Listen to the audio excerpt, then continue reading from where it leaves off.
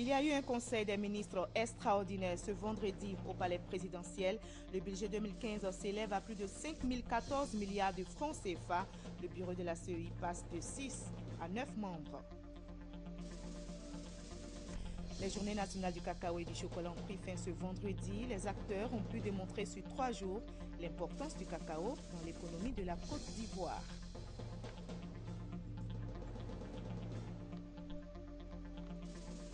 Il y a un an, le ministère de la Construction, du Logement, de l'Assainissement et de l'Urbanisme lançait officiellement la réforme portant sur l'arrêté de concession définitive ACD. Un an après, quel bilan et perspective? Réponse dans cette édition. La mobilisation se poursuit pour venir à bout du virus Ebola qui a tué à ce jour 3300 personnes selon l'OMS. Cuba envoie 165 médecins en Sierra Leone pour lutter contre le virus Ebola.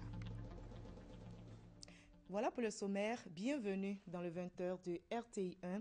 Commençons tout de suite par ce communiqué de la présidence de la République. Le jeudi 2 octobre 2014, de 18h à 19h, s'est tenue à la présidence de la République une réunion du Conseil national de sécurité présidée par son Excellence, Monsieur le Président de la République. Au cours de cette réunion, son Excellence, Monsieur le Président de la République, a donné des instructions pour que les frontières aériennes avec les pays affectés par l'épidémie de la maladie à virus Ebola soient rouvertes, comme il avait annoncé le 26 septembre 2014 lors de son discours à la 62e session de l'Assemblée générale des Nations unies. En exécution de ces instructions et dans un esprit de solidarité sous-régionale, les mesures de restriction sont levées. Les vols entre la Côte d'Ivoire et les pays affectés sont désormais autorisés.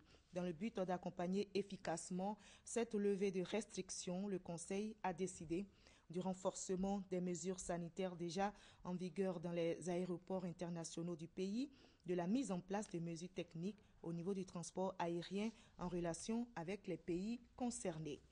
Et justement, il y a eu donc un conseil extraordinaire des ministres ce vendredi au palais présidentiel. Le conseil présidé par le chef de l'État s'est penché notamment sur la commission électorale indépendante et le budget 2015. Pour la première fois, le budget passe la barre de 5 000 milliards de francs CFA et le bureau de la CEI compte désormais 9 membres au lieu de 6. Le reportage est signé Viviane Aimé. Au menu de ce Conseil des ministres extraordinaire qui s'est tenu ce vendredi au palais présidentiel sous la présidence du chef de l'État, le président Alassane Ouattara, le sujet à nouveau de la composition du bureau de la CEI, la commission électorale indépendante. Le Conseil des ministres a décidé de porter à 9 les membres du bureau de la commission qui précédemment étaient au nombre de 6. Au regard du contexte politique dans lequel nous sommes actuellement, et tout cela dans un souci de consolidation de la paix et de renforcement de la démocratie, le chef de l'État a décidé de faire un effort supplémentaire pour intégrer donc l'opposition à cette CEI. Ainsi, la modification faite porte premièrement sur la désignation de 2 secrétaires adjoints supplémentaires et sur la création d'un poste de 4e vice-président. Le bureau de la CEI passerait donc de 6 membres à 9 membres. 6 membres, c'était le président, 3 vice-présidents, le secrétaire et le secrétaire adjoint. Et donc on passerait à 9 membres, composés comme suit, donc le président, 4 vice-présidents, le secrétaire et 3 secrétaires adjoints. Ce nouvel aménagement porte ainsi à 20 le nombre des commissaires de la CEI. Le projet de loi va être soumis au vote des députés. Le Conseil des ministres vient de décider du montant du budget 2015. C'est un montant jamais atteint auparavant. 5 014,3 milliards de francs, soit une progression de 72% depuis 2010. Ce budget est constitué à 80,3% de ressources intérieures. C'est la première fois que nous atteignons la barre historique et symbolique de 5 000 milliards de francs CFA. Ce budget est en hausse de 72% par rapport à celui de l'année 2010. Les principaux chiffres que je peux donner à ce niveau pour vous permettre de mieux apprécier le projet de budget, sont les suivants. Les ressources, comme je l'ai indiqué, sont à 5 014,3 milliards de francs CFA et se décomposent en 80,3% de ressources intérieures et 19,7% de ressources extérieures. En ce qui concerne les ressources intérieures, elles sont constituées de recettes fiscales à hauteur de 2 754,9 milliards de francs CFA et sont en hausse d'environ 10% par rapport à 2014.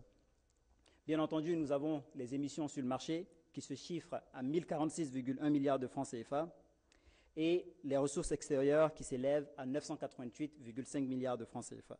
Ces 5 014,3 milliards de francs vont permettre au gouvernement d'améliorer toujours plus les conditions de vie des populations ivoiriennes.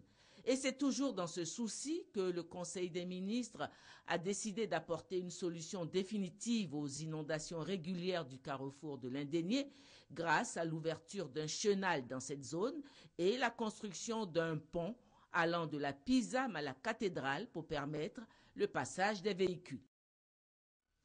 La pharmacie de la santé publique a été inaugurée aujourd'hui. Le Premier ministre Daniel Kablan-Duncan et l'ambassadeur des États-Unis qui ont procédé à l'inauguration ont aussi lancé les travaux de l'entrepôt préfabriqué. Ces deux projets sont cofinancés par l'Agence des États-Unis d'Amérique pour le développement international et d'autres partenaires. Les explications de Sidonie Davila dans nos prochaines éditions. Les journées nationales du cacao et du chocolat ont pris fin ce vendredi. Les acteurs ont pu démontrer sur 3 jours l'importance du cacao dans l'économie de la Côte d'Ivoire. Toutes les opportunités du cacao et du chocolat ont été présentées. Le cacao, un secteur porteur des producteurs et gestionnaires de coopératives ont été primés. On en sait plus avec Noël Niagno. Le cacao, l'arbre, le cacaoyer, le fruit, la cabosse, les fèves, l'or brun. Voici plus d'un demi-siècle, la Côte d'Ivoire a en fait un produit économique, un produit social aussi. Aujourd'hui, il passe au stade de produit culturel. C'est la référence de la première édition des Journées du cacao et du chocolat. Le gouvernement a décidé de se donner les moyens de l'exploitation de cette nouvelle donne. Pour l'heure, hommage a été rendu à Feu Aboulaye Fadiga, pionnier dans la gestion de la filière café-cacao, surtout pour la qualité du travail abattu sur son leadership. Son prix est allé au meilleur gestionnaire des coopératives, Mme Fanny de Meyagui. Le prix Alassane Ouattara du meilleur producteur national à Bleuiaka. Le prix de la meilleure coopérative, toujours prix Alassane Ouattara à l'Union des coopératives de la région du Go. C'est fini pour la première édition. Les organisateurs ont été félicités pour la qualité du travail. D'ici à la prochaine édition, Sangafoua Koulibaly, ministre de l'Agriculture, se fixe 3 objectifs. Renforcer la solidarité entre les pays producteurs, faire la promotion de la consommation ici et partout ailleurs dans le monde.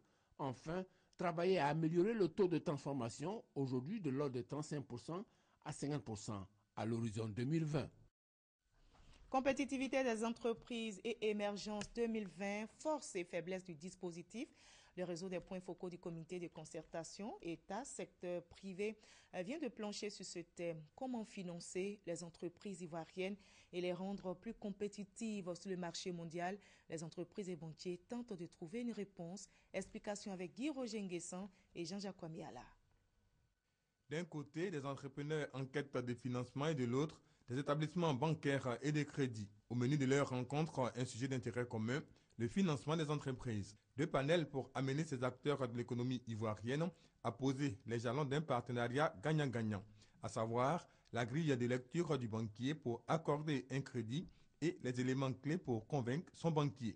Car si pour les promoteurs de PME, les banques sont difficiles et ne prêtent qu'aux grosses entreprises, les banques en revanche posent le problème de confiance et de garantie. Ce que nous attendons de la banque, c'est que la banque nous fasse un peu confiance, parce qu'ils essaient de créer des gens, employer des gens ou bien former des gens pour aller vers les petites entreprises, ceux qui veulent financer, pour essayer de les encadrer un peu. Peut-être ça sera un peu trop pour eux, mais quand même qu'ils fassent un peu, parce que nous qui sommes petits, nous sommes aussi nombreux.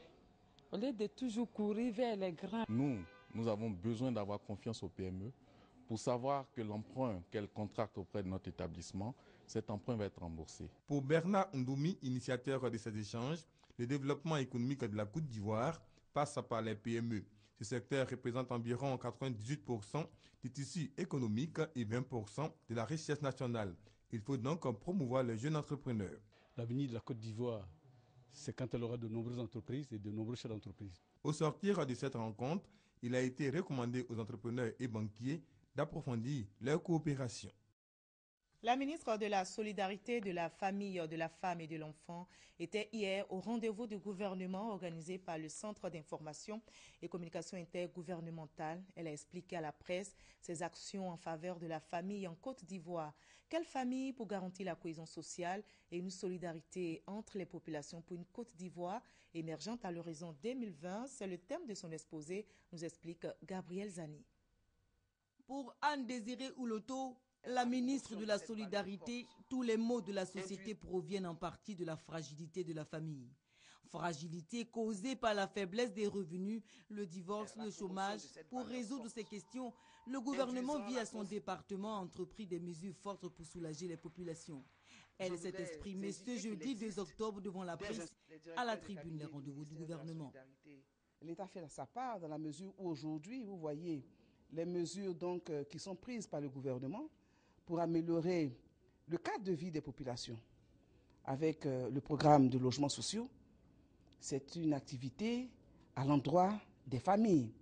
L'amélioration des infrastructures scolaires, le recrutement des enseignants. Ajouter à ces actions la création de la Commission nationale de la famille, la prise de dispositions en faveur des fonctionnaires victimes des usuriers, le financement des activités génératrices de revenus pour des femmes à hauteur de 750 millions de francs CFA, la mise en place de la ligne 116, numéro vert pour les enfants en détresse. Ces efforts du gouvernement visent à donner à la famille son équilibre. Selon la ministre, le gouvernement a fait de la réconciliation nationale et de la cohésion sociale ses axes prioritaires. En 2015, environ 9 milliards de francs CFA seront alloués aux activités du ministère de la Solidarité, soit une hausse de 20% par rapport au budget de 2014, estimé à 7 milliards de francs CFA. Il y a un an, le ministère de la Construction, du Logement, de l'Assainissement et de l'Urbanisme lançait officiellement la réforme portant sur l'arrêté de concession définitive ACD. Un an après, quel bilan et perspective? Réponse avec Godefroy Okambawa et Fatou Fofana. L'arrêté de concession définitive ACD est cette ordonnance qui fixe les règles d'acquisition de la propriété des terrains urbains en Côte d'Ivoire. Acte par lequel l'État procède au transfert de la propriété des terrains urbains aux personnes privées. Un an après sa mise en application, où en est la réforme? La rencontre de Grand Bassam vise à répondre à cette question et aussi amener les acteurs qui interviennent dans la chaîne du foncier urbain à harmoniser le point de vue et mener efficacement la procédure dans le traitement de l'ACD. Avant la prise de l'ACD, un Ivoirien devait faire 3 allées et venues pour solliciter dans un premier temps la lettre d'attribution, un arrêté de concession provisoire ensuite, le certificat de propriété foncière. Donc il fallait 3 étapes pour avoir un acte de pleine propriété en Côte d'Ivoire. Avec cette réforme, c'est désormais un seul acte qu'on appelle l'ACD. Vous avez noté dans les statistiques qu'il y a eu un peu plus de 3000 actes qui ont été signés par le ministre, rien qu'à Abidjan, alors qu'avant on n'avait pas en tout cas ces performances-là. Nous souhaitons améliorer tout cela. Au terme de cet atelier, selon les autorités en charge de l'urbanisme, il convient de retenir que l'arrêté de concession définitive est l'unique document à produire désormais en Côte d'Ivoire comme titre de propriété d'une parcelle de terrain. Et pour mettre fin aux polémiques concernant le mode de délivrance, pour les terrains situés dans les districts autonomes d'Abidjan, l'ACD est délivrée uniquement par le ministre en charge de la construction et de l'urbanisme, tandis que les préfets, eux, sont chargés de cette délivrance dans les zones situées hors d'Abidjan. Et l'appel du gouvernement à quitter les zones à risque semble ne pas être entendu par certaines sociétés immobilières. Elles continuent de construire dans des zones dangereuses, parfois sur des canalisations d'eau. Le constat a été fait par notre équipe de reportage hier à la Riviera 3, Riviera 3 Mbadon, cité Sinakasi 2, dans la commune de Cocody. Inquiets, les riverains interpellent le ministère de la Construction afin qu'une solution soit trouvée le plus rapidement possible. Le ministère de la Construction, du Logement, de l'Assainissement et de l'Urbanisme sensibilise les populations à la création de syndicats de copropriété. Ces syndicats devraient contribuer à sécuriser les quartiers aux cités, préserver les espaces verts, maintenir la salubrité. L'opération pilote de relance de la copropriété du ravalement des façades a eu lieu hier dans la commune de Yopougon. Des résidences ou cités délabrées, des façades défraîchies, des couloirs insalubres. Dans certains quartiers à Abidjan, les espaces verts n'existent plus. Les systèmes d'éclairage et d'assainissement des habitations sont défaillants, sans oublier les modifications anarchiques observées sur certains bâtiments. Le ministère de la Construction, du Logement, de l'Assainissement et de l'Urbanisme a décidé de mettre un terme à cette situation. 130 jeunes appelés syndics viennent d'être mandatés. Ils ont pour mission de sensibiliser à la mise en place des syndicats de copropriétaires. Objectif, amener les copropriétaires à améliorer leur cadre de vie, notamment en redonnant des couleurs aux façades des maisons dans le district d'Abidjan. Ils ont été formés conformément aux textes en vigueur. Ils vont être déployés dans vos quartiers pour venir expliquer comment se mettre ensemble. Comment oublier les anciennes habitudes. C'est le lieu d'exhorter tous nos concitoyens à leur réserver un bon accueil. Il s'agit d'une action noble. Ce n'est pas pour eux, c'est pour vous. La phase pilote de l'opération a démarré dans la commune de Yopougon, précisément dans le quartier Saguiliba, au bloc célibataire. La copropriété permettra la résolution durable de nos problèmes que sont la gestion des eaux usées et ordures ménagères, l'assainissement de notre cadre de vie. La mise en place des syndicats en vue de l'embellissement et de l'assainissement des quartiers s'étendra à toute la Côte d'Ivoire. Le top départ a été donné par le ministre Mamadou Sanogo. Plus de 2600 porcs sont morts dans la région de San Pedro. La cause du moins est liée à la peste porcine, épidémie présente en juin dernier dans la localité. Et bien pour lutter efficacement contre la maladie, les services du ministère des Ressources animales et halieutiques ont abattu près de 2000 porcs dans un rayon de 10 km pour freiner l'épidémie, nous explique Éric Goré, Serge Coléa. C'est en 1996 que la Côte d'Ivoire a enregistré la présence de la peste porcine sur son territoire. À cette époque, plus de 100 000 porcs ont été abattus pour freiner l'épidémie. Une grosse perte économique pour la filière. Récemment, en juin, la maladie des porcs et sangliers a ressurgi dans la localité de San Pedro, région du Bas-Central. Les autorités locales, appuyés par le ministère des Ressources animales et halieutiques, ont procédé à l'abattage systématique des porcs sur un rayon de 10 km. Du côté de la commune de San Pedro, nous avons fait le tour, nous avons fait un ratissage. Nous sommes allés du côté de Moussadougou avec l'appui et le soutien du chef de Moussadougou. Nous avons sensibilisé les éleveurs. Et là-bas aussi, nous avons procédé à un abattage sanitaire des porcs de la zone. Lorsque cette peste se déclare, le cheptel est atteint à 100%. Ce sont des animaux apparemment sains, mais ils sont déjà atteints. Donc on ne peut pas dire que mon animal se porte bien pour qu'on l'ait abattu. Il est déjà atteint. Le secrétaire général de la préfecture de San Pedro, Kwasi Justin, a souligné que cette opération d'abattage n'a pas pour objectif de réduire à néant les efforts des éleveurs. Il s'agit tout simplement de protéger la filière porcine à San Pedro de cette épidémie. La page politique de cette édition s'ouvre avec cette rencontre de la jeunesse du PDCI RDA de la région du Zanzan. La jeunesse soutient l'appel de Daoukro, appel du président Henri Konan Bédié à soutenir la candidature unique du président Alassane Ouattara au sein du RHDP pour la présidentielle de 2015. Kamagate Adama Maïsako. L'appel à la candidature unique du président Alassane Ouattara au sein du RHDP, lancé le 17 septembre dernier à Daoukro par le président Henri Konan Bédié, vient d'avoir un écho favorable, cette fois auprès de la jeunesse PDCI du Zanzan. Par la voix de son porte-parole, elle a exprimé ce mercredi son soutien à l'appel de Daoukro. Les jeunes du PDCI RDA du district du Zanzan voient en l'appel de Daoukro lancé par le président de leur parti, son Excellence Aimé Henri Konan Bédié, une opportunité pour les héritiers de continuer l'œuvre gigantesque du père fondateur de la Côte d'Ivoire moderne et moderne. Le président Henri Konan Bédié, un visionnaire, grand homme d'État, leader charismatique, n'a fait que traduire les aspirations des populations en privilégiant l'intérêt national pour un bonheur partagé.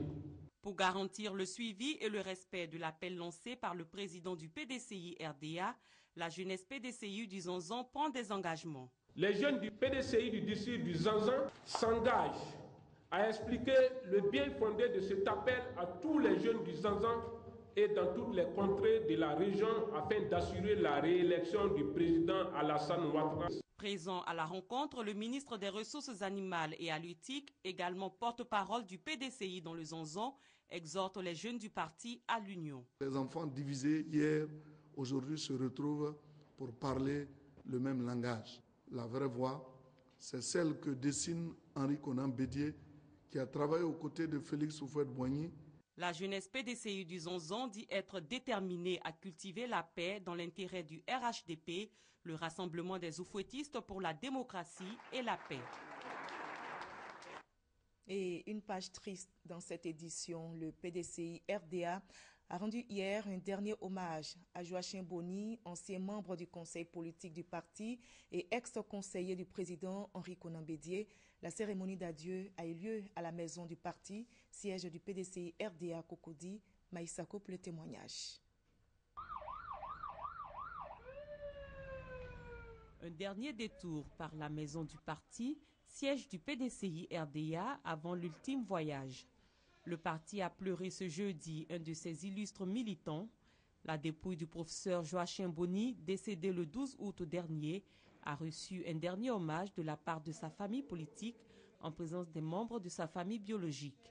Pour les militants du PDCI, c'est un grand bâtisseur et un humaniste qui s'en est allé. C'est l'architecte vraiment de l'école ivoirienne depuis l'indépendance. Tout ce que vous avez comme université, INSAC, c'est son œuvre aux côtés du président Houphouët-Boigny. Il y a 3 mois, il m'a reçu dans sa chambre. J'étais au port de son lit, il a discuté avec moi. Il m'a beaucoup parlé du PDCI-RDA et du combat dans lequel j'étais. Et je pense que c'était un testament qu'il me laissait. C'est une cérémonie d'hommage qui démontre que de son vivant, le défunt ayant été militant du PDCI, il a pratiqué son militantisme avec fidélité et loyauté jusqu'à son dernier souffle. Né en 1927, feu le professeur Joachim Boni a été membre du conseil politique et membre du comité des sages du PDCI RDA avant d'occuper la fonction de conseiller du président Henri Konan Bédié. Il a été en 1959 le premier ministre de l'Éducation nationale au sein du gouvernement de feu le président Félix Houphouët-Boigny, alors Premier ministre, parlementaire en 1950 et secrétaire général de la Fondation Félix Houphouët-Boigny. Après le siège du PDCI RDA, le cortège funèbre a pris la direction de Jacquesville, sa ville d'origine, où il doit être inhumé.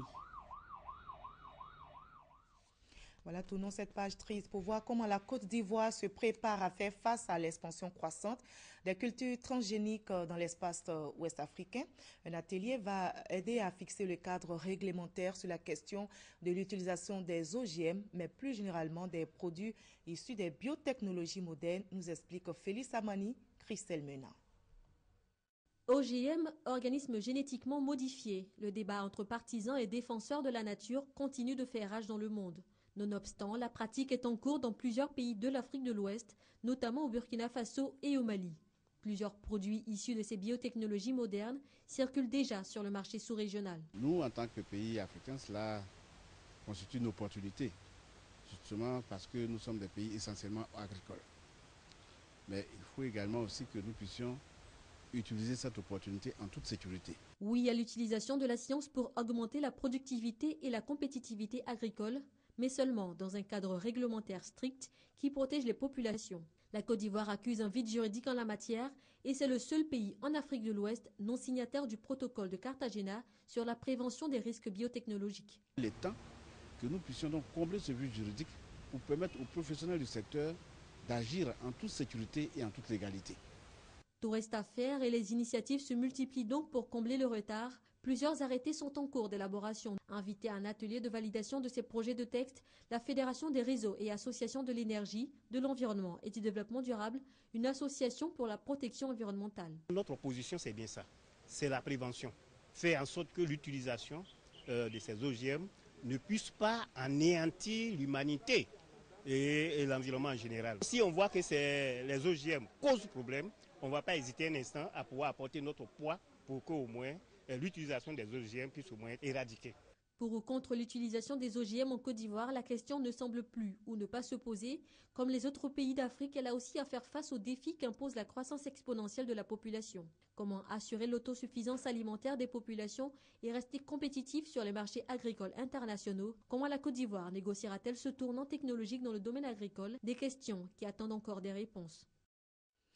Depuis 1965, la Côte d'Ivoire et la Tunisie entretiennent de bonnes relations. Par exemple, il n'existe pas de visa entre les deux États pour ceux qui ont envie de voyager. En 49 ans de coopération, la Côte d'Ivoire et la Tunisie ont signé 32 accords dans les domaines de la santé, de l'enseignement supérieur, de la culture et de la politique.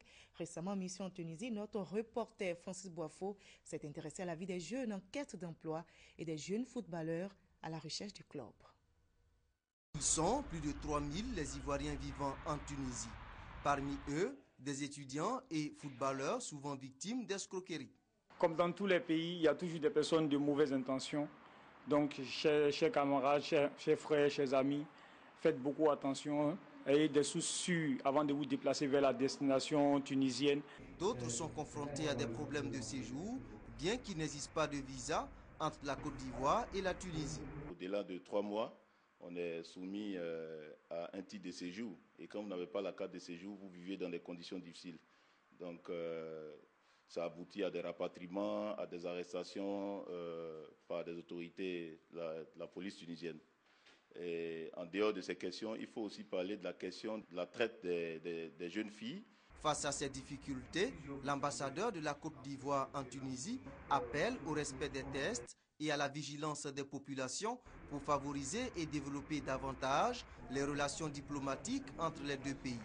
Il faudrait qu'il y ait un certain contrôle au niveau de ceux qui viennent. Même les étudiants qui viennent ici pour chercher et acquérir la connaissance. À l'endroit de nos compatriotes, je leur lance un appel, c'est de s'adresser à l'ambassade. Nous sommes là à leur disposition. La Côte d'Ivoire et la Tunisie, c'est bientôt 50 ans de coopération culturelle, économique et diplomatique.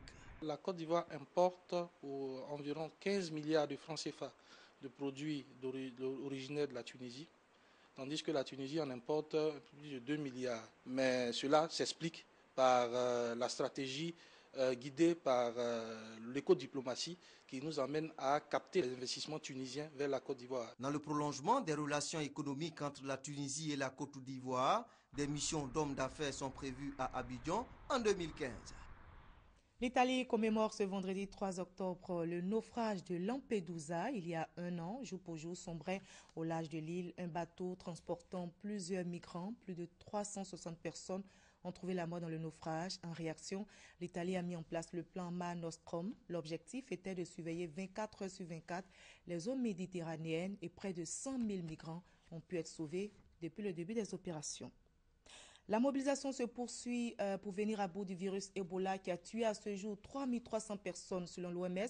Cuba envoie 165 médecins, infirmières, épidémiologistes et spécialistes des soins intensifs en Sierra Leone pour lutter contre le virus Ebola. Cuba est le premier pays à répondre à l'appel de l'Organisation mondiale de la santé. Il a envoyé 165 médecins et infirmiers qui seront déployés dans les 3 pays frappés par l'épidémie d'Ebola. À leur départ de la Havane, mercredi soir, ils étaient salués et encouragés par le président Raúl Castro en personne. À leur arrivée à Freetown en Sierra Leone, l'ambassadeur spécial de Cuba a souligné l'importance de leur mission. Ce qui se passe ici a malheureusement des répercussions dans le monde entier. Donc la bataille est ici et nous lançons un appel à venir nous rejoindre. Cuba est familier de ce genre d'opération. Depuis le début de la révolution, l'île communiste envoie ses médecins aux 4 coins du monde pour faire face à des catastrophes humanitaires, des épidémies ou remettre en place des systèmes de santé comme c'est le cas au Venezuela. Rien qu'en Afrique, plus de 4000 Cubains, dont 2200 médecins, sont présents dans 32 pays. L'envoi de personnel médical fait partie de la diplomatie cubaine et de sa politique de solidarité internationale. Pour la ministre de la Santé sierra-léonaise, cette aide est la bienvenue, mais elle n'est pas suffisante. Comme vous le savez, nous avons besoin d'autant de professionnels de santé que possible. Cette aide va permettre une percée dans cette bataille, mais il nous en faut plus si possible. 296 médecins et infirmiers cubains supplémentaires sont en cours de préparation sur l'île avant d'être envoyés sur le front Ebola. Les États-Unis, de leur côté, ont annoncé qu'ils vont déployer quelques 3000 militaires dans la région pour lutter contre l'épidémie. Mais Médecins sans frontières, déjà sur place avec 3000 personnels, dont 250 internationaux, rappellent que l'urgence, c'est actuellement de renforcer les équipes médicales et non de promettre de l'argent comme le font les autres pays.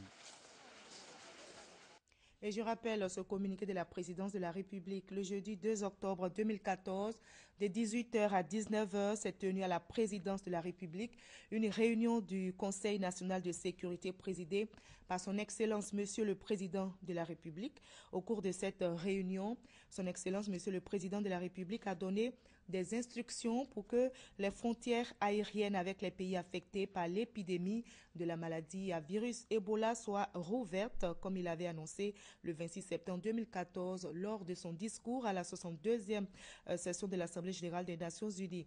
En exécution de ces instructions et dans un esprit de solidarité sous-régionale, les mesures de restriction sont levées.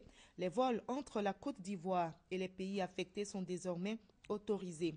Dans le but d'accompagner efficacement cette levée des restrictions, le Conseil a décidé du renforcement des mesures sanitaires déjà en vigueur dans les aéroports internationaux du pays, de la mise en place de mesures techniques au niveau du transport aérien en relation avec les pays concernés. Voilà, c'est ici que l'on s'arrête. Merci à vous tous de votre attention. À 23h, retrouvez Maïsako pour le dernier journal.